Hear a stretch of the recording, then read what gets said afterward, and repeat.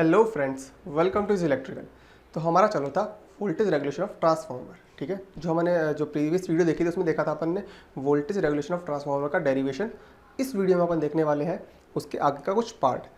जो अपन ने डेरिवेशन देखा था वोल्टेज रेगुलेशन का, उसके अंदर जो हमारा लास्ट टर्म आया था वो क्या था? वो था कुछ इस टाइप से, voltage regulation is equals to R per unit cos of phi plus minus X पर unit sine of phi. Okay, जहाँ पे वेयर प्लस किसको डिनोट कर रहा था हमारा? लैगिंग लोड को, ठीक है, और नेगेटिव इसको शो कर रहा था हमारा लीडिंग लोड को। ओके, देन अगर इसको मैं एक और टर्म थी हमारी, इससे पहले वाला जो स्टेप आया था हमारा, ठीक है, अगर आपने ये वीडियो नहीं देखी है तो इसका मैं आपको लिंक डिस्क्रिप्शन में दे दूंगा और आई बटन में भी दे दूंगा, आप वहाँ से चेक कर सकते हो। तो वोल्टेज रेगुलेशन जो हमारा आएगा, इससे जो पहले वाला स्टेप था हमारा वो क्या था? कुछ इस टाइप से था कि V1 minus V2 dash upon V rated is equals to I2 dash R equivalent cos of phi upon V rated plus minus I2 dash x equivalent sin of phi upon V rated। यही था, ठीक है। अपन ने क्या किया था? देखो, जो I2 डैश है मेरी सर्किट के अंदर, वही क्या है मेरी I2 रेटेड होने वाली है, ठीक है, क्योंकि लोड लगाएंगे तभी I2 डैश फ्लो होगी, और जो लोड लगाते हैं उस लोड की जो वैल्यू होती है वही रेटेड करंट लेते हैं अपन, ठीक है। तो ये रेटेड होगी, और यही किसके इक्वल होगी? फुल लोड करंट के इक्वल होगी।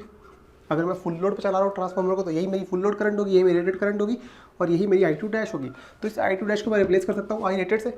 अगर आई रेटेड से रिप्लेस करूँगा, अगर आई रेटेड से जैसे ही रिप्लेस किया तो मेरे पास क्या आएगा कि V रेटेड, और इस I2 डैश को अगर नीचे लेके आऊँगा तो बनेगा आई रेटेड, ठीक है, V rated divided by I rated, Z base बन जाएगा। ओके, इस जेड बेस को अगर अपन इसमें डिवाइड करेंगे तो हमारे पास क्या मिल जाएगा? वोल्टेज रेगुलेशन का फॉर्मूला किसके टर्म्स में? पर यूनिट के टर्म्स में, ठीक है। नेक्स्ट देखा, अगर मुझे वोल्टेज रेगुलेशन निकालना है किसी लोडिंग के ऊपर, ठीक है, कैसे? देखो, मान लो जैसे होता है ना कि हमारा ट्रांसफार्मर 50% लोडेड है या 60% लोडेड है, ठीक है, तो उसके लिए अपन क्या करते हैं, इसको जस्ट जो हमारे वोल्टेज रेगुलेशन की टर्म है इसको x से मल्टीप्लाई कर देते हैं, जिसको बोलते हैं लोडिंग फैक्टर।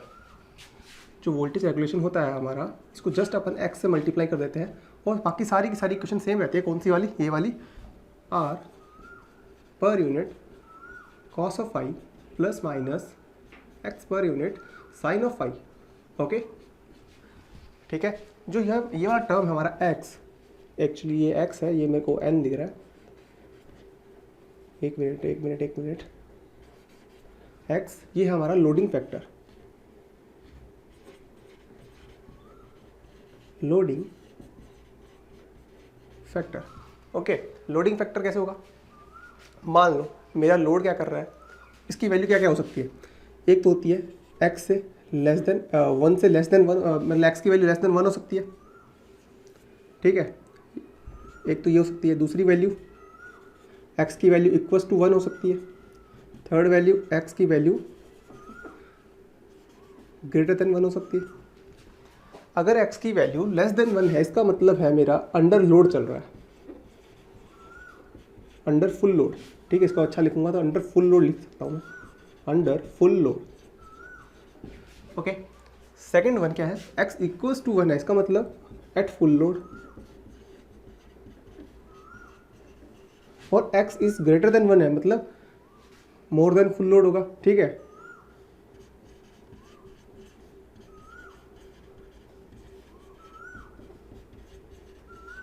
ठीक है, कैसे होगा? देखो, अगर मेरे पास 100 kV का ट्रांसफार्मर है, मान लेते हैं, अगर इस 100 kVA के ट्रांसफार्मर पे अगर मैं लगाऊं 60 kVA का लोड, तब आएगी ये वाली कंडीशन कौन सी, फर्स्ट वाली कंडीशन, इसको मैं मानता हूँ फर्स्ट कंडीशन, ये होगी मेरी सेकंड कंडीशन और ये होगी मेरी थर्ड कंडीशन। ठीक है, अगर मेरा लोड 100 kVA का ही लगा दिया मैंने तो मेरी आएगी कंडीशन नंबर सेकंड। ठीक है, और लोड मैंने अगर 100 से ज़्यादा लगा दिया तो ओवरलोड कर दिया, मोर देन फुल लोड या ओवरलोड बोल सकते हैं इसको, ओवरलोड। ठीक है, अगर ओवरलोड कर दिया, मान लो 100 की जगह 120 लगा दिया, तो ये क्वेश्चन नंबर बन जाएगी अपनी कंडीशन नंबर थर्ड होगी। ठीक है, तो ये था अपना, जब मुझे क्या निकालना हो, लोडिंग फैक्टर किसी अदर लोड पे ऊपर निकालना हो, किसका, वोल्टेज रेगुलेशन ऑफ ट्रांसफार्मर। ठीक है, चलिए देखते हैं इसके आगे क्या होने वाला है। देखो ये तो हो गया हमारा सब कुछ, मतलब नॉर्मल बात थी। ठीक है, अब बात करते हैं zero power factor, zero voltage regulation की कंडीशन क्या होती है, कि भाई जीरो वोल्टेज रेगुलेशन किस कंडीशन में अपन को मिल सकता है। ठीक है, चलो देखो इसी क्वेश्चन को मैं सेम का सेम रखता हूँ, ये सब हटा देता हूँ।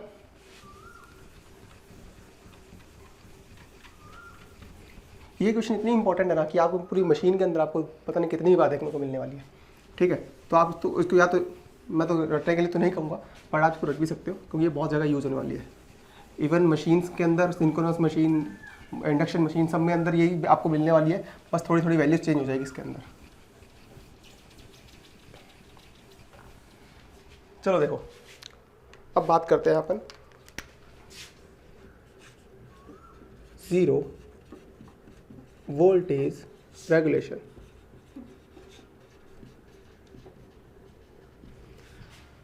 जीरो वोल्टेज रेगुलेशन है, इसका मतलब वोल्टेज रेगुलेशन को मुझे जीरो करना है, वोल्टेज रेगुलेशन को जीरो करना है। अगर किसी दो चीज़ को माइनस करूंगा तो उसकी ओवरऑल वैल्यू क्या होगी, कम होगी। ठीक है, किसी दो चीज़ को माइनस कर रहा हूँ, मान लो कोई वैल्यू है x प्लस y है, इसकी वैल्यू z आ रही है, दोनों को जोड़ूंगा, अगर दोनों x और y पॉजिटिव है तो इसकी z की वैल्यू क्या होगी, इंक्रीज होने वाली है, सिंपल सी बात है। ठीक है, अगर इसी x और y की वैल्यू पॉजिटिव रखते हुए मैं दोनों को माइनस करूंगा तो z की वैल्यू डिक्रीज हो जाएगी, मानते हो ये बात। तो इसका मतलब यहाँ पे भी क्या होगा, अगर मैं यहाँ पे माइनस का टर्म लेके चलूँ तब मेरा वोल्टेज रेगुलेशन जीरो होगा, और माइनस का टर्म किस कंडीशन में बता, लीडिंग लोड में, मतलब जो मेरा वोल्टेज रेगुलेशन मिलने वाला है वो मेरे को कैपेसिटिव लोड पे, या मैं बोल दूँ कि जिसका पावर फैक्टर लीडिंग होगा उसी लोड पे मेरे को क्या मिल सकता है, वोल्टेज रेगुलेशन जीरो मिल सकता है। अगर ये जीरो है तो वोल्टेज रेगुलेशन का फॉर्मूला क्या हो जाएगा, देखो R per unit cos of phi, देखो माइनस लेना तो minus x per unit sine of phi. Okay, ठीक है, नेक्स्ट देखो वोल्टेज रेगुलेशन करना है जीरो, तो इसको कर देते हैं जीरो, ये वाला टर्म करते हैं जीरो, ये होगा zero is equals to R per unit cos of phi minus x per unit sine of phi. Okay, ये भी होगा सिंपल, इस टर्म को इधर ले आओ, x per unit sine of phi is equals to R per unit cos of phi, ये भी हो गया। कॉस को इधर ले आओ, इसको इधर भेज दो, तो साइन ऑफ ऑन कॉस का होता है tan phi is equals to R per unit upon x per unit. ठीक है, ये हो गया हमारा टेन फाई।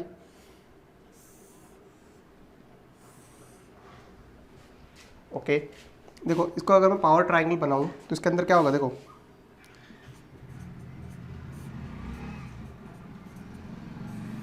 तो ये क्या हो गया मेरा,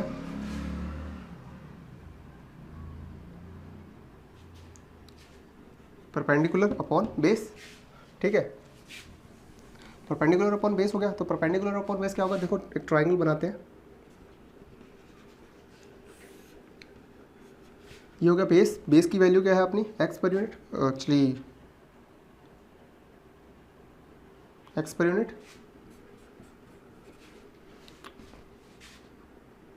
परपेंडिकुलर की वैल्यू है अपनी r पर यूनिट,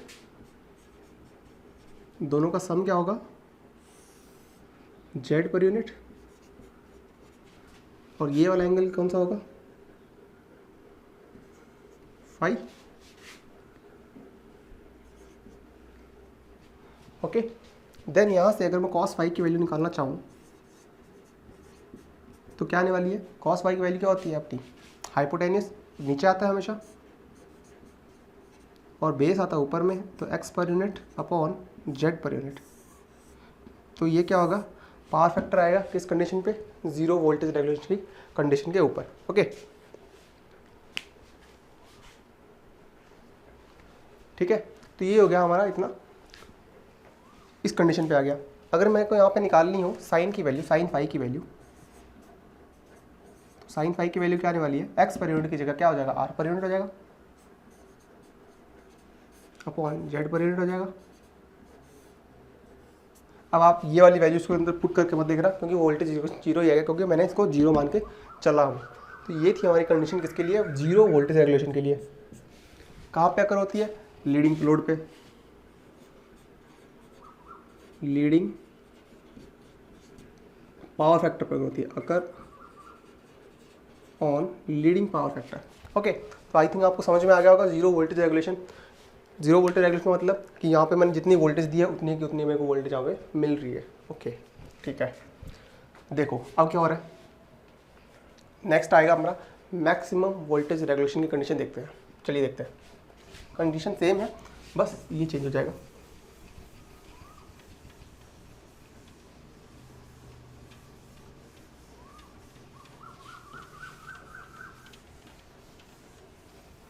चलिए देखते हैं maximum voltage regulation.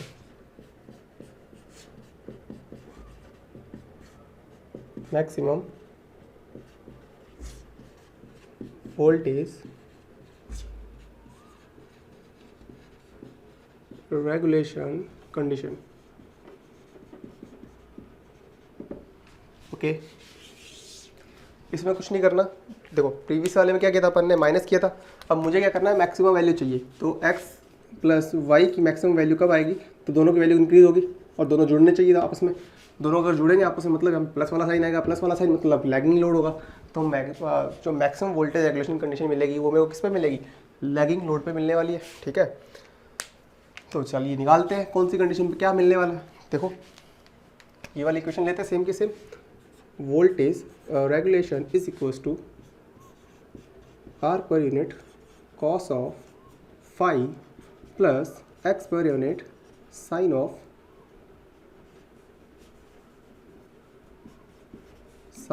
Phi. Okay, मुझे चाहिए मैक्सिमम वैल्यू। मैक्सिमम मिनिमम के लिए क्या करते हैं अपन, जिसकी मैक्सिमम वैल्यू चाहिए होती है, ठीक है, उसको क्या करते हैं अपन, डिवाइड करते हैं, एक्चुअली क्या डेरिवेटिव करते हैं उसका, फाई के रिस्पेक्ट में लेंगे। क्योंकि देखो ये तो कांस्टेंट है, ये भी कांस्टेंट है, इसमें वेरिएबल क्या है, फाई है। तो फाई के रिस्पेक्ट में क्या करेंगे, इसका फर्स्ट डेरिवेटिव निकालते हैं। कैसे होगा, D V R upon D phi को जीरो कर देंगे अपन। अब मुझे पता ही है, मैं सेकंड डेरिवेटिव इसका चेक नहीं करूंगा, क्योंकि मुझे पता ही है कि मैं कैलकुलेशन कर ही किसके ले रहा हूँ, मैक्सिमम वोल्टेज रेगुलेशन के लिए हूँ, और मैक्सिमम वोल्टेज रेगुलेशन ही मेरे को मिलने वाला है। ठीक है, तो अगर वोल्टेज रेगुलेशन को इसको मैंने जीरो किया तो उसके लिए वैल्यू क्या आने वाली है, देखो आर पर यूनिट का आर पर यूनिट सेम आ जाएगा, कॉस का होता है माइनस साइन, ठीक है, प्लस एक्स पर यूनिट का एक्स पर यूनिट, साइन का डेरिवेशन होता है कॉस फाई। ओके, ये टर्म है इसके जीरो। अगर ये वाली टर्म इक्वल टू जीरो है, देन यहाँ से अगर ये वाली टर्म इसको जीरो की तरफ शिफ्ट कर दूँ तो मेरे पास आएगी R per unit sine of phi is equals to X पर यूनिट कॉस ऑफ फाई। ये भी आसान है। अब देखो यहाँ पे करना क्या है, इस कॉस को इधर ले आओ, इसको उधर भेज दो, तो tan of phi is equals to X पर unit upon R per unit. चलिए ठीक है, हमारे पास tan फाई आ गया, एक्स पर unit upon R per unit. X पर unit upon R per unit है, इसको करते हैं पावर ट्राइंगल में कन्वर्ट। तो देखो ये हो गया, ये क्या हो गया हमारा पास बेस, ये हो गया परपेंडिकुलर, और इसको अपन ने जोड़ दिया किससे, इससे। इसमें क्या है, बेस कौन सा है मेरे पास, आर पर यूनिट, तो ये लीजिए आर पर यूनिट ले लिया। परपेंडिकुलर क्या है, एक्स पर यूनिट, एक्स पर यूनिट ले लिया। ठीक है, इन दोनों का सम क्या होता था हमारे पास, जेड पर यूनिट, लिया जेड पर यूनिट ले लिया। फाई कहाँ पे एंगल होगा, यहाँ पे होगा, क्योंकि परपेंडिकुलर अपॉन हाई बेस क्या होता था, tan फाई होता था। ठीक है, ये भी हो गया। अब देखो यहाँ से मुझे क्या मिलने वाली है, कॉस की वैल्यू। तो कॉस की वैल्यू कितनी आ रही है, चेक करो यहाँ से। कॉस की जो वैल्यू मिलने वाली है, कॉस ऑफ फाई उसकी वैल्यू क्या मिलने वाली है, कॉस ऑफ फाई की वैल्यू मेरे को देखो, हाइपोटेनस नीचे आता है तो जेड पर यूनिट नीचे ले लिया, और ऊपर में आता है बेस, बेस क्या है आर पर यूनिट, तो ये आर पर यूनिट ले लिया यहाँ पे। तो ये क्या आ गया मेरे पास, पावर फैक्टर आ गया। इस पावर फैक्टर पे क्या होगा मेरे पास, मैक्सिमम वोल्टेज रेगुलेशन अकर होगा। ओके, अगर हमको साइन के टर्म्स में लिखना होगा तो कैसे लिखूंगा, sine phi is equals to, बस करना क्या है, आर की जगह एक्स कर देना है, ये जेड पर यूनिट हो जाएगा, सिंपल सा है। अब देखो इस कंडीशन के ऊपर, ये मेरे पास कंडीशन निकली है ना कॉस फाई की, भाई इस कॉस फाई की वैल्यू इतनी आई है, इस कंडीशन में मेरे को क्या मिलना चाहिए, वोल्टेज रेगुलेशन मिलना चाहिए। तो अगर मैं ये वाली कंडीशन यहाँ पे पुट कर दूँ इस क्वेश्चन के अंदर, तो मेरे को वोल्टेज रेगुलेशन मिल जाएगा, मैक्सिमम कितना मिलेगा देखते हैं। तो देखो voltage regulation is equals to R per unit का आर पर यूनिट आ गया, मल्टीप्लाई विद कॉस फाई की वैल्यू कितनी है R per unit upon Z per unit, ठीक है, प्लस एक्स पर unit multiply with sine, sine की वैल्यू क्या है, एक्स पर एक्स वन में जेड, तो एक्स पर unit upon Z per unit. तो यहाँ से मुझे क्या दिख रहा है, आर पर यूनिट का स्क्वायर है, उधर एक्स पर यूनिट का स्क्वायर है, तो देखो 1 अपॉन जेड पर यूनिट का अपन ने लिया कॉमन, इधर बचा आर पर यूनिट का स्क्वायर प्लस एक्स पर यूनिट का स्क्वायर। तो जहाँ पे जेड पर यूनिट की वैल्यू क्या आने वाली थी, जेड का स्क्वायर, पाइथागोरस थ्योरम लगाते हैं, तो आर पर यूनिट का स्क्वायर प्लस एक्स पर यूनिट का स्क्वायर। तो इसका मतलब क्या हो रहा है, ये वाली जो वैल्यू है और ये वाली जो वैल्यू है, इसकी जगह मैं लिख सकता हूँ जेड स्क्वायर पर यूनिट। तो अगर मैंने इसकी जगह Z 1 upon Z per unit into Z square per unit को मल्टीप्लाई किया और ये कट गया, तो मेरे पास वोल्टेज रेगुलेशन की वैल्यू आई, जो है मोस्ट इंपॉर्टेंट, जो वोल्टेज रेगुलेशन आया मेरे पास, उसकी वैल्यू कितनी आ गई, Z per unit.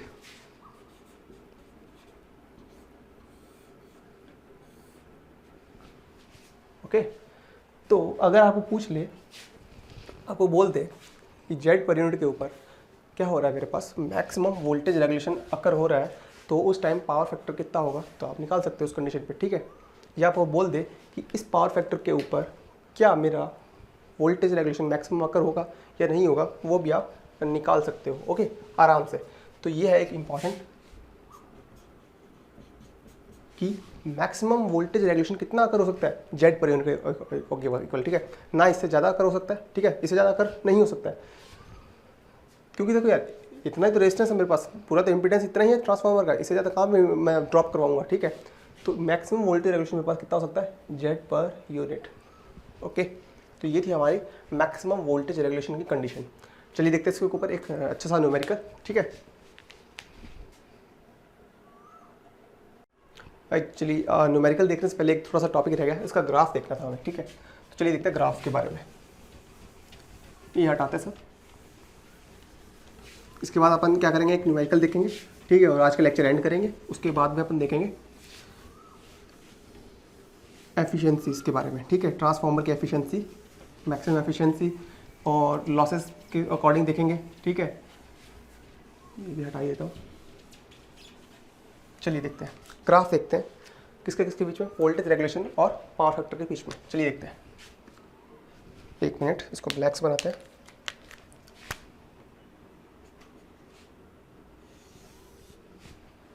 I think सीधा ही है, ओके। यहाँ पे आएगा मेरे पास कॉस ऑफ फाई लैगिंग का, ठीक है। यहाँ पे आएगा मेरे पास कॉस ऑफ फाई लीडिंग के लिए, यहाँ पे आएगा हमारे पास वोल्टेज रेगुलेशन पॉजिटिव, और यहाँ पे आएगा हमारे पास वोल्टेज रेगुलेशन नेगेटिव, ठीक है। ये सेंटर पॉइंट है, कॉस पावर फैक्टर कहाँ पे होगा, यूनिटी होगा, ठीक है, यहाँ पे होगा, यहाँ पे जो कॉस फाई की वैल्यू होगी वो होगी यूनिटी 1, यहाँ से फिर होगी डिक्रीज़, इधर की साइड भी होगी डिक्रीज़। तो यहाँ पे जैसे मान लो इधर वाली साइड में आ जाएगा, जैसे कि 0.9 आ गया, ठीक है, यहाँ पे 0.8 आ गया, यहाँ 0.7 आ गया, यहाँ 0.6 आ गया, यहाँ 0.5 आ गया, यहाँ 0.4 आ गया, यहाँ 0.3 आ गया, यहाँ 0.2, 0.1, 0। सिमिलरली इधर वाली साइड में भी यही होगा, 0.9, 0.8, 0.7, 0.6, 0.5, 0.4, 0.3, 0.2, 0.1 और यहाँ पे 0 आ गया। ठीक है, तो ये हो गया हमारे पास एक, मैंने ग्राफ एक्सिस तैयार की है। ठीक है, चलिए देखते हैं, अगर cos फाई की वैल्यू 1 हो जाए तो उस टाइम पे sin फाई की वैल्यू क्या होगी? 0। देखो cos ऑफ फाई की वैल्यू 1 हो रही है, इसका मतलब फाई की वैल्यू 0 है। ठीक है, अगर फाई की वैल्यू 0 है देन sin 0 की वैल्यू 0 आती है। अगर cos फाई की वैल्यू 1 है, cos फाई की वैल्यू 1 है और sin फाई की वैल्यू 0 है, तो ये वाली होल टर्म 0 हो जाएगी। इसका मतलब वोल्टेज रेगुलेशन कितना आने वाला है यूनिटी पावर फैक्टर के ऊपर? R per unit. सबसे इंपॉर्टेंट, cos फाई की वैल्यू 1 पे हमारा वोल्टेज रेगुलेशन आने वाला है कितना? R per unit. Most important line. ठीक है, बहुत बार पूछा गया क्वेश्चन ये।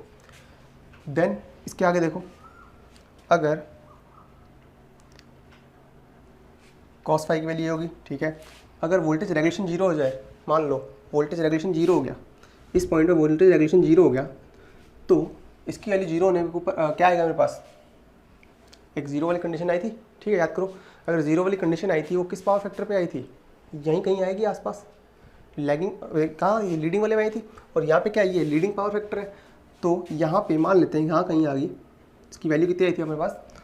0 करते थे अपन, यहाँ से आई थी अपनी cos upon sine upon x Z x per unit. हाँ ठीक है, तो cos फाई की वैल्यू आई थी हमारे पास x per unit upon Z per unit. ठीक है, तो x per unit upon Z per unit की वैल्यू कहाँ पे आएगी? कहीं यहीं पे, यहीं कहीं आसपास आएगी। इधर वाली साइड मान लेता हूँ, यहाँ पे आती है। ये वाली कौन सी वैल्यू है? 0 वोल्टेज रेगुलेशन की कंडीशन है। 0, इसको हटाता हूँ मैं यहाँ से, 1 मिनट, बड़ा लिखता हूँ। ZVR कंडीशन कहाँ पे साइड अकर हो रही है? लीडिंग वाली साइड में अकर हो रही है। मैंने कहा था 0 वोल्टेज रेगुलेशन कहाँ अकर होता है? लीडिंग वाली साइड में अकर होता है। तो ये रहा हमारा, वो हो गया, यहाँ पे 0 के लिए हो गया। अब मान लो cos फाई की वैल्यू 0 हो जाए। cos फाई की वैल्यू 0 कब होती है? cos फाई की वैल्यू 0 कब होती है? जब फाई की वैल्यू 90 डिग्री होती है। उस 90 डिग्री पे साइन की वैल्यू कितनी होती है? 1 होती है। अगर 1 होती है, cos फाई की वैल्यू 0, एक्स पर यूनिट की वैल्यू क्या होने वाली है? Minus negative. ठीक है, लीडिंग पावर फैक्टर की लिए बात कर रहा हूँ। cos फाई की value 0 leading power factor, 0 leading power factor के ऊपर जो वैल्यू आने वाली है मेरे पास, वो कितनी आने वाली है? माइनस एक्स पर यूनिट। ठीक है, ओके। अब बात करते हैं मैक्सिमम वोल्टेज रेगुलेशन के लिए। देखो यहाँ पे इतना हो गया, चलो इसके लिए देखते हैं यहाँ पे।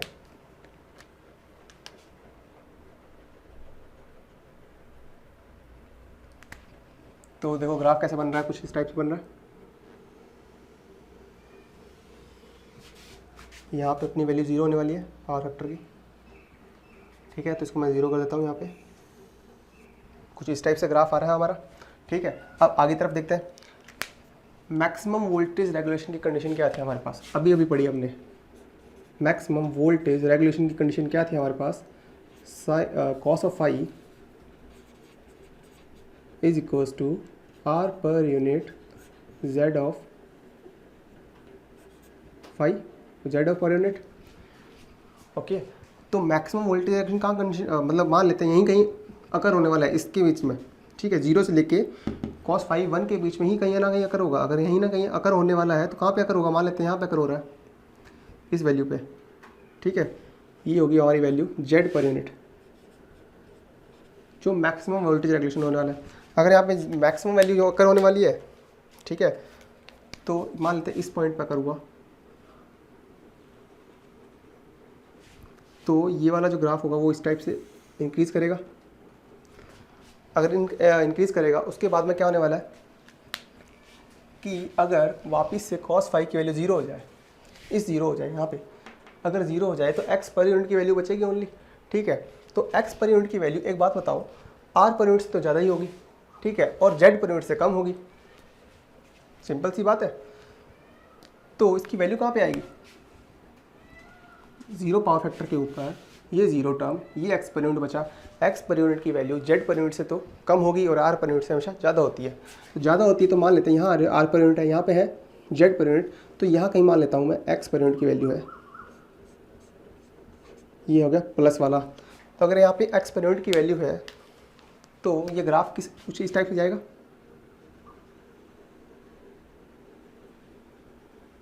ये हमारा ज़ीरो वाला पॉइंट है, ठीक है। अगर ये ज़ीरो वाला पॉइंट है तो इसको थोड़ा सा घुमाना पड़ेगा ग्राफ को, इस पॉइंट पे आके क्या मिल जाएगा मेरे को? ये तो हमारी कंडीशन किसकी थी? मैक्सिमम वोल्टेज रेगुलेशन कंडीशन थी। ये हो गया हमारे पास एक्स पर यूनिट मिल जाएगा। कौन से पावर फैक्टर मिला? ये ज़ीरो लैगिंग पावर फैक्टर पे मिला है, ज़ीरो लैगिंग पावर फैक्टर। और ये वाली जो कंडीशन थी ये थी हमारी zero leading power factor, zero leading power factor. Okay, तो ये ग्राफ किसका बन गया हमारे पास? Voltage regulation versus cos phi का, जिसमें आपको साफ साफ दिख रहा है कि कॉस फाई की वैल्यू 1 के ऊपर तो आर पर यूनिट है, ज़ीरो पावर फैक्टर लैगिंग के ऊपर हमारी वैल्यू कितनी है? एक्स पर यूनिट है, ठीक है। इसी के बीच में कहीं ना कहीं मुझे को क्या मिलने वाली है? मैक्सिमम वोल्टेज रेगुलेशन कंडीशन मिलेगी। मैक्सिमम वोल्टेज रेगुलेशन कंडीशन किस पे मिल रही है? R per unit upon Z per unit में मिल रही है। सिमिलरली अगर इसको मैं लीडिंग की साइड में लेके जा रहा हूँ तो लीडिंग की साइड में एक कंडीशन पे मेरे को मिलेगी जो जीरो वोल्टेज रेगुलेशन, जहाँ पे वोल्टेज रेगुलेशन की कंडीशन क्या होने वाली है? जीरो होने वाली है। सिमिलरली अगर उसको मैं और लीडिंग में लेके जा रहा हूँ, कहाँ पे? जीरो पावर फैक्टर लीडिंग पे लेके चला गया, तो मेरे को मिलेगी माइनस एक्स पर यूनिट की वैल्यू, ये वाली वैल्यू मिलने वाली है। ओके, आई होप आपको समझ में आ गया होगा ये ग्राफ किसके किसके बीच में था। एक्चुअली मैंने यहाँ पे लिखा ही नहीं ग्राफ, तो ये ग्राफ मैं यहाँ पे लिख देता हूँ।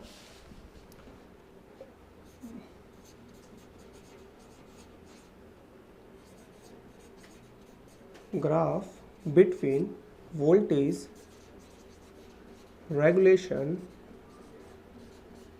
Versus power factor.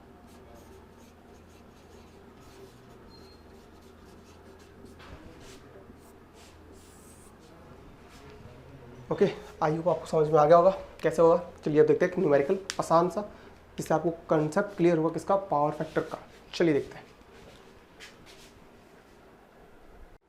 चलिए तो देखते हैं अब जो न्यूमेरिकल लेना है हमें किस पे? वोल्टेज रेगुलेशन के ऊपर। तो न्यूमेरिकल क्या है हमारा? 20 kVA 2000 volt oblique 200 volt single phase transformer has the following parameter. Okay, क्या बोल रहा है कि हाई वोल्टेज वाइंडिंग के जो पैरामीटर्स है हमारे पास वो है R1 3 ओम दे रखा है, X1 दे रखा है। सिमिलरली जो लो वोल्टेज वाइंडिंग उसके उनको पैरामीटर्स दे रखे हैं। ओके, वो पूछ रहे हैं वोल्टेज रेगुलेशन किस किस पे? 0.8 पावर फैक्टर लैग पे, यूनिटी पे और लीडिंग पे। ओके, ठीक है, चलिए निकालते हैं। सबसे पहले बनाता हूँ इसका इक्विवेलेंट डायग्राम। सॉल्यूशन कैसे होगा? देखो, ये है हाई वोल्टेज वाइंडिंग के पैरामीटर्स। तो सबसे पहले दिखाता हूँ मैं।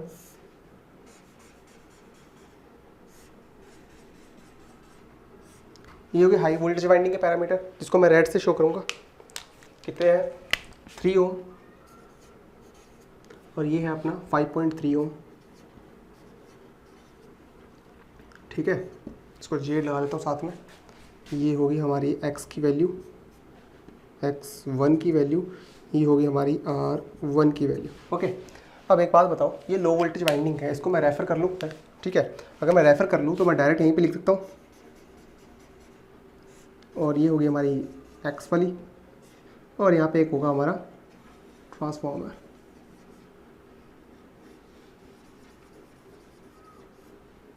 ओके, और यहाँ पे हमारा लोड लगा होगा डिफरेंट टाइप का।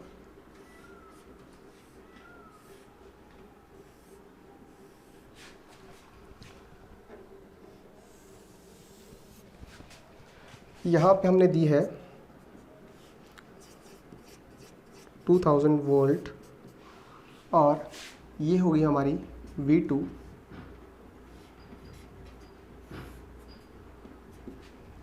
ये होगी हमारी V1, ठीक है, चलिए देखते हैं। लो वोल्टेज वाइंडिंग को रेफर किया हाई वोल्टेज वाइंडिंग के साइड में, तो यहाँ पे जो हमारी R2 डैश की वैल्यू आने वाली है वो कितनी आने वाली है।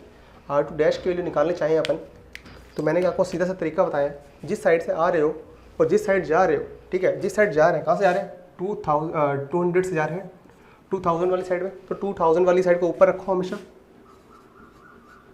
अपॉन में जहाँ से आ रहे हो इनका करो स्क्वायर और मल्टीप्लाई कर दो उसके रेजिस्टेंस से, कितना है 0.05। सिमिलरली x2 डैश की वैल्यू निकाल सकते हैं, कहाँ से आ रहे थे 2000 से 200 से, कहाँ जा रहे हैं 2000 पे, इसका करना है स्क्वायर, मल्टीप्लाई से करना है, कहाँ गया ये रहा 0.05 से। ओके, एक मिनट चेक कर लेता हूँ, सेम ही है ना वैल्यू, हाँ ठीक है सेम वैल्यू है।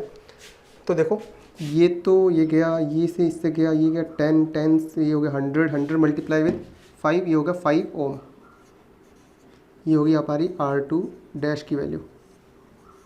सिमिलरली x2 डैश की वैल्यू कितनी आएगी, 10 100 5 ओम आ जाएगी।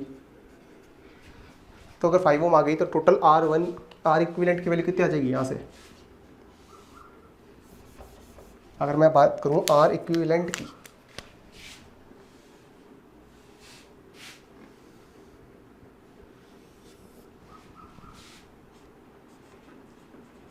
R इक्विवेलेंट की वैल्यू कितनी आने वाली टोटल, 3 और 5, 3 and 5 कितना हो जाएगा 8, 3 + 5 = 8। एंड सिमिलरली x इक्विवेलेंट की वैल्यू कितनी आने वाली है हमारे पास, 5.3 + 5 10.3।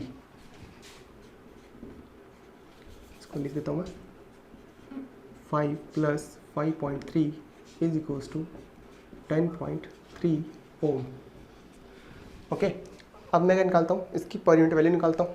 तो पर यूनिट वैल्यू कैसे निकलेगी, देखो सबसे पहले हमको जेड बेस निकालना है। जेड बेस का फॉर्मूला था हमारा kV²/MVA, ये आपको पर यूनिट वाली वैल्यू में दिखा सकता हूँ, ठीक है। इसका अगर आपने नहीं देखी हुई वाली वीडियो, पर यूनिट वाली वीडियो, तो आपको मैं आई बटन में लिंक दे दूँगा और डिस्क्रिप्शन में भी दे दूँगा।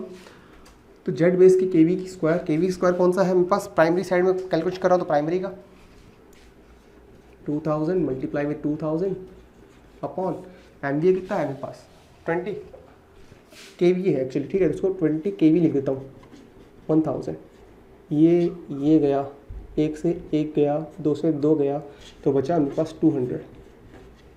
ये आ गई मेरे पास जेड बेस की वैल्यू। अगर मेरे पास जेड बेस की वैल्यू है तो मैं क्या कर सकता हूँ, आर पर यूनिट निकाल सकता हूँ।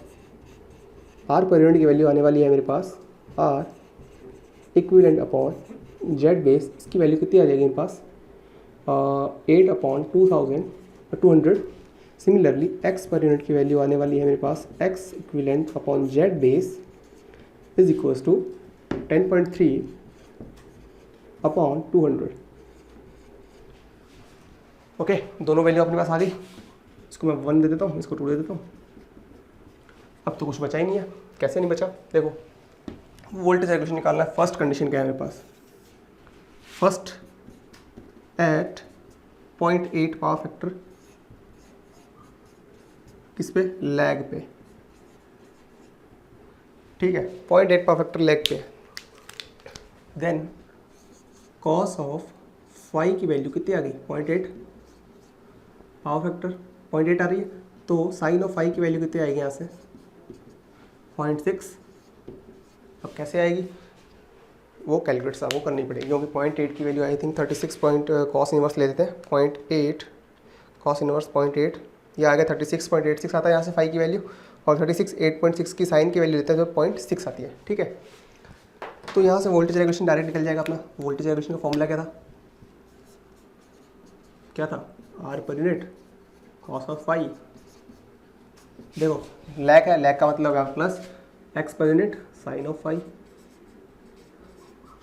तो आर पर यूनिट की वैल्यू कितनी है मेरे पास 8/200, कहाँ गया ये रहा 8/200 multiply with cos of phi की वैल्यू कितनी है, कहाँ गई ये रिकॉर्ड 0.8 प्लस एक्स पर यूनिट की वैल्यू कितनी है, कहाँ गई 10.3 अपॉन 200 और साइन ऑफ पाई की है 0.6। इसको करते हैं अपन सॉल्व, देखते हैं क्या आंसर आ रहा है। 8 × 0.8 डिवाइड बाय 200, ठीक है, ये तो आ गया मेरे पास 0.032 प्लस ये आएगा 10.3 डिवाइड बाई 200 मल्टीप्लाई विथ 0.6, ये आ गया मेरे पास 0.03109। तो ओवरऑल प्लस कर लेते हैं तो 0.032, तो ये हमारे पास वैल्यू आ रही है 0.0629। ये आ गई वोल्टेज रेगुलेशन। अगर मेरे को परसेंटेज में चाहिए तो इसको मैं 100 से मल्टीप्लाई कर देता हूँ। देन परसेंटेज वोल्टेज रेगुलेशन क्या आ गया मेरे पास, 100 से मल्टीप्लाई करने के बाद में 6.29%। ओके, तो ये था हमारे पास वोल्टेज रेगुलेशन किस कंडीशन पे, 0.8 पावर फैक्टर लैगिंग के। अब बात करते हैं वोल्टेज रेगुलेशन एट यूनिटी पे। यूनिटी वाला तो बिल्कुल ही आसान है, कुछ करना ही नहीं है, क्योंकि जो आर पर यूनिट वैल्यू होती है वही क्या होती है हमारे पास, किसकी वैल्यू होती है, वोल्टेज रेगुलेशन की एट यूनिटी पावर फैक्टर। तो अब आएगा अपना सेकंड पार्ट है एट यूनिटी पावर फैक्टर। तो कॉस ऑफ फाई की वैल्यू होगी हमारे पास 1, then voltage regulation is equals to कितना होने वाला है, आर पर यूनिट, यही तो होने वाला है। और आर पर यूनिट की वैल्यू कितनी है, परसेंटेज के लिए निकालना है तो परसेंटेज निकाल दो, यहाँ पे 100 से मल्टीप्लाई कर दो। तो आर पर यूनिट की वैल्यू कितनी है, 8.200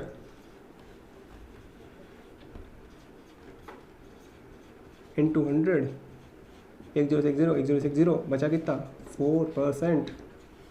ये आ गया हमारे पास percentage voltage regulation at unity power factor.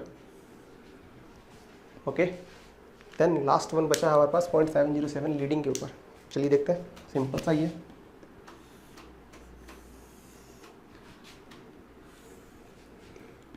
Third condition है हमारे पास एट 0.707 लीडिंग।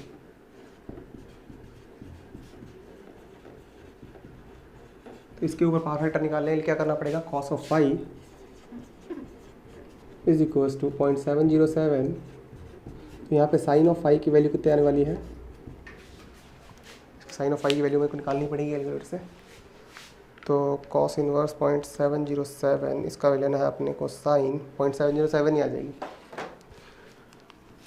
0.707। ओके, तो यहाँ से परसेंटेज वोल्टेज रेगुलेशन की वैल्यू क्या आने वाली है, देखो ये लीडिंग है तो इसका मतलब यहाँ पे R per unit cos of phi minus X पर यूनिट साइन ऑफ फाई आएगा। आर पर यूनिट की वैल्यू है अपने पास 8/200, ठीक है, इंटू 0.707 माइनस 10.5 200 इंटू 10.3 है आई थिंक 0.707। तो इसकी जो वैल्यू सॉल्व करने पे आएगी हमारे पास वो कितनी आने वाली है, सॉल्व कर लेते हैं। 8 minus 10.3 multiply with 0.707 divide by 200। तो ये हमारे पास वैल्यू आ रही है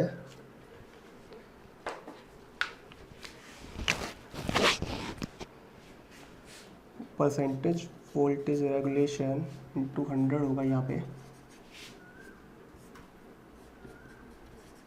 ठीक है, इंटू 100। तो ये आ रही है मेरे पास माइनस 0.81305, ठीक है। तो इसका मतलब यहाँ पे क्या हो रहा है, इस कंडीशन का मतलब क्या हो रहा है, देखो माइनस वोल्टेज रेगुलेशन आ रहा है, इसका मतलब मैंने दी तो थी ट्रांसफार्मर के अंदर 2000, पर मेरे को मिल रही है यहाँ पे, इसका निकालो कितना 0. देखो इंटू 200 डिवाइड बाई 100, ठीक है, ये आ रही है मेरे पास वैल्यू, मैंने दी थी 2000, ठीक है, इस पावर फैक्टर के ऊपर तो मेरे को मिली कितनी 201.62, ठीक है, मतलब मेरे को मिलनी थी कम पर मिल रही है ज़्यादा। इसका मतलब क्या हो रहा है, फेरेंटी इफेक्ट आ रहा है यहाँ पे, ठीक है, क्योंकि जो अपनी जो सेंडिंग एंड वोल्टेज थी Vs वो लेस देन है किसके, Vr के। यहाँ से यहाँ मत देखो, मतलब इसको थोड़ा रेफर करो फिर देखो, ठीक है, इसको रेफर करने पे देखो कितना आ रहा है, इसका 10 से मल्टीप्लाई हो जाएगा ये, ठीक है। तो 10 से मल्टीप्लाई हो जाएगा तो ये आ जाएगा अपने पास 6.2 वोल्ट आ जाएगा, ठीक है।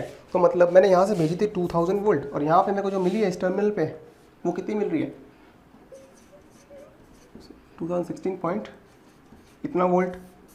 तो मतलब सेंडिंग एंड वोल्टेज थी जो, और ये रिसीविंग एंड वोल्टेज थी मेरी, वो क्या हो रही है sending end voltage less than किससे, रिसीविंग एंड वोल्टेज से। इसका मतलब ये है फेरेंटी इफेक्ट,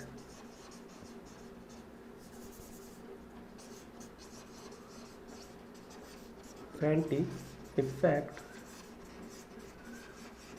अकर। ओके, तो ये था हमारा वोल्टेज रेगुलेशन के ऊपर न्यूमेरिकल। आई होप आपको इसको आपसे सब कुछ क्लियर हो गया होगा इस न्यूमेरिकल से, क्योंकि मैंने आपको तीनों कंडीशन पे निकाल के दिखाया है वोल्टेज रेगुलेशन किस किस पे, लैगिंग पे, यूनिटी पे और लीडिंग पे, ठीक है। तो ये था हमारा ओवरऑल वोल्टेज रेगुलेशन के बारे में। अब जो नेक्स्ट लेक्चर होगा हमारा उसके अंदर बात करेंगे हम ट्रांसफार्मर एफिशिएंसी के बारे में, ठीक है। तो चलिए मिलते हैं नेक्स्ट वीडियो में। प्लीज़ वीडियो को लाइक कर दें, चैनल को सब्सक्राइब कर दें। Thank you so much.